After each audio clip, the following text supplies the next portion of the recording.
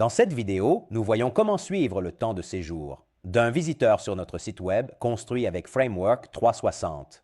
Comme nous pouvons le voir, en effet, nous avons créé ce site très simple pour ce tutoriel et nous voulons suivre quand, lors de la navigation sur notre site, un visiteur reste sur les pages, justement, du site Web pendant plus d'un certain nombre de secondes.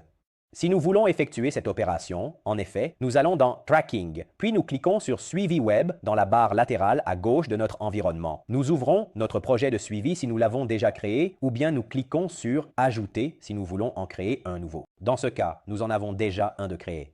Comme nous pouvons le voir, il est possible d'intégrer Framework 360 avec le suivi de Facebook, de Google, Google Ads, Tag Manager, Twitter, Microsoft Ads, TikTok et bien d'autres intégrations. Rappelons qu'il n'est pas indispensable d'utiliser Google Tag Manager, car déjà dans l'onglet Objectifs, Framework 360 nous permet de suivre tout type d'action effectuée sur notre site Web et de l'envoyer ensuite à Facebook ou à Google Analytics, etc. Si nous voulons justement suivre le temps de séjour d'un visiteur sur le site Web, nous devons simplement activer l'action Durée de session. Cliquez sur Activer. Comme nous pouvons le voir, en effet, une section s'est ouverte en bas qui nous permettra de sélectionner après combien de temps le visiteur doit être sur le site pour que le suivi commence. En effet, dans ce cas, nous pouvons par exemple mettre 10 secondes. Nous pouvons évidemment choisir si l'unité doit être en secondes ou en minutes. Habituellement, ce type d'action de conversion se déclenche après quelques secondes.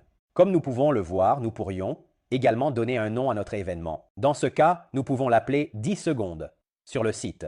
Comme nous pouvons le voir à droite, il y aura également la possibilité d'activer le suivi de tiers, qui permet d'envoyer l'action de conversion une fois déclenchée, aux plateformes publicitaires.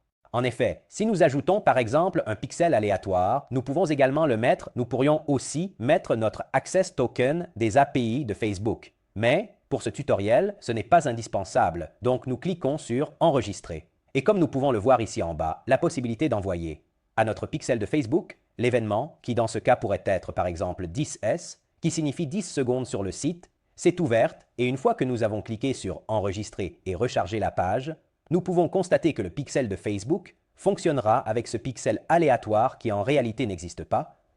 Mais pour ce tutoriel, nous pouvons l'utiliser sans problème.